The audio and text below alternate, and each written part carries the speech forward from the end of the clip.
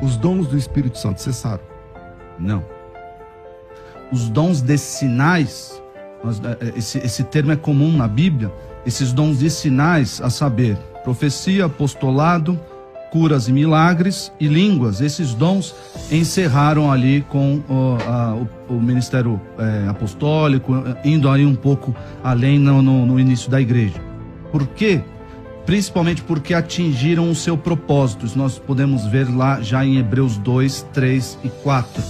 Que o propósito era autenticar a messianidade de Cristo e a sua mensagem e também a autoridade apostólica. Os dons do Espírito Santo cessaram?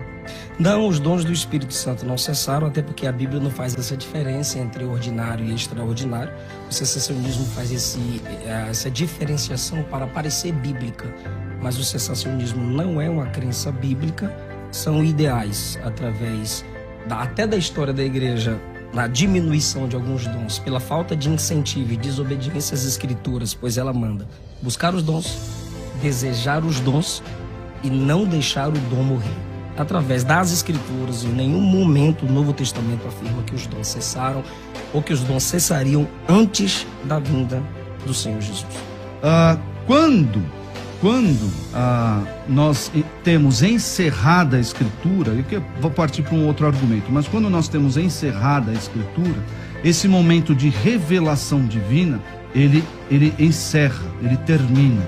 Portanto, nós temos já na palavra de Deus tudo o que precisamos, toda a verdade revelada, tudo que precisamos para a fé, para a salvação e para a piedade. Então, o primeiro argumento aqui em favor do cessacionismo é que esses três momentos únicos na história, um quarto há de vir, na manifestação do anticristo, mas nesses três momentos da história tem esse objetivo. Nós podemos ver isso em Atos 2, 22, Jesus, varão aprovado por Deus diante de vós com milagres, prodígios e sinais. Atos 14, os apóstolos, Paulo e Barnabé ficaram ali, o qual o Senhor confirmava a palavra da sua graça, concedendo que por mão deles se fizessem sinais e prodígios. E os dons não foram biblicamente reduzidos à categoria de validação. Um texto que poderia ser mais forte para o argumento sensacionista está em Hebreus capítulo 2, versículo 3. Sendo assim, como é que nós escaparemos do castigo se desprezarmos uma salvação tão grande? Primeiro, o próprio Senhor Jesus anunciou essa salvação, como bem disse o pastor Isaac. E depois, aqueles que a ouviram nos provaram que ela é verdadeira, os apóstolos.